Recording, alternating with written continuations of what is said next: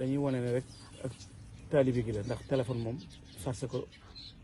ak def ci crédit day tax boo bëggee woote rek nga woote. ne noonu bu ñëwee dana yegg bu ñëwee dana yegg. ngir ki fi ne xàggul na ko boppam bàyyi na fi ñu ko matal man nag sëñ Modou damaa yëru taxawu maa ngi moom mosuma dem daara yeex naa koo xam ne ndax wax naa ba tàyyi na sëñ Modou góob ma ko daa ko bëggoon ndax ak civilisé ma ko fi def bi ma wonee boppam nag yemale ma ko yàlla bi ba ma ko wonagul daw ma ko ndax xaw ma nit nag mënta gëm lu mu xamul bi ma ko wonee nag gëm naa ko sëñ Modou ba ma wonut ki ma doon gawu ma ko xaw ma ko